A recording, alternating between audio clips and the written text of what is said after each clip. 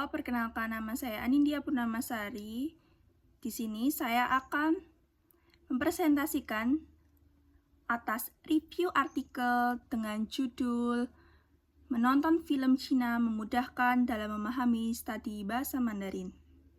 Nah, artikel yang saya baca yang pertama yaitu Dampak Drama Televisi Taiwan Terhadap Motivasi Belajar Bahasa Tionghoa Mahasiswa Program Studi Sastra Tionghoa Universitas Kristen Petra. Dalam artikel tersebut,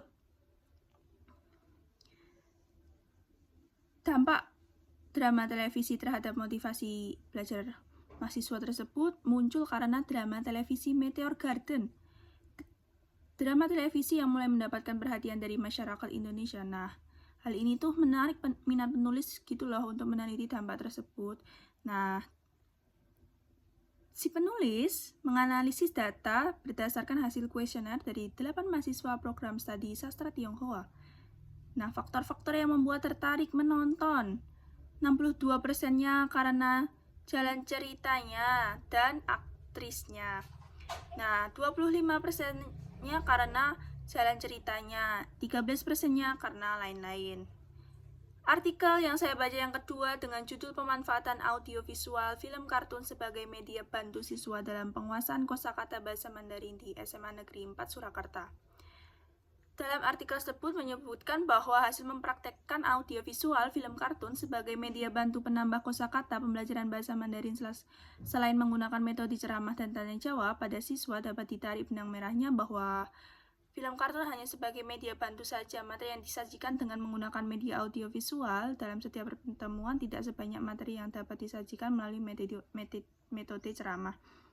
Pemanfaatan media audiovisual sebagai media bantu terbukti dengan hasil presentasi nilai siswa dalam tes kosakata di atas 75% KKM. Artikel ketiga yang saya baca dengan judul Nilai Budaya Tiongkok dalam film Wish Dragon karya Chris Appelhans memberikan kemudahan studi. Berdasarkan artikel tersebut, pada bab 6, artikel tentang pengaruh media film animasi dalam pembelajaran kosakata bahasa Mandarin, proses kegiatan pembelajaran dengan menggunakan media film animasi telah terlaksana dengan baik. Sedangkan pada pertemuan kedua diperoleh persentase sebanyak 83%, 83,33% menunjukkan bahwa dalam proses kegiatan belajar mengajar bahasa Mandarin berjalan dengan lebih baik. Nah, dengan adanya film ini memudahkan para siswa untuk memahami dalam studi bahasa Mandarin. Artikel yang keempat yang saya baca dengan judul Film Wish Dragon. Artikel tersebut menyebutkan bahwa nilai budaya Tiongkok yang terdapat di film Wish Dragon terbagi menjadi dua, yaitu Konfusianisme dan Taoisme. 6 data nilai budaya yang dapat ditemukan dalam film Wish Dragon terbagi atas 3 Konfusianisme, yaitu prinsip Xiao, respect, filsafat humanisme, konsep Yi, kebajikan, konsep Taoisme yang termasuk dalam Yin and Yang dalam makanan, berbuat kebajikan, dan Yin yang dalam Qi. Nah, lalu film Wish Dragon ini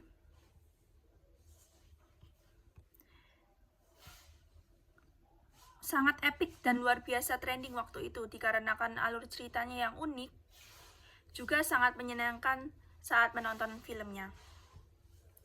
Artikel yang terakhir yang saya baca yang tentang judul Drama Modern Tiongkok sebagai alat bantu belajar kosakata bahasa Mandarin bagi wanita dewasa muda. Hasil artikel tersebut menunjukkan bahwa menonton drama televisi Tiongkok modern dapat menjadi motivasi bagi responden untuk belajar bahasa Mandarin.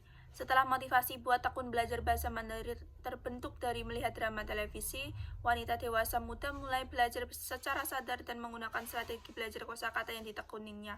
Lalu kesimpulan menunjukkan bahwa kosakata yang diserap oleh wanita dewasa muda selama menonton drama televisi modern Tiongkok adalah kosakata yang sering digunakan dalam kehidupan sehari-hari. Setelah membaca artikel kelima artikel tersebut, saya menyimpulkan bahwa ternyata film drama Cina itu berdampaknya positif loh. Ternyata film Cina itu berdampak sekali saat kita melakukan studi bahasa Mandarin.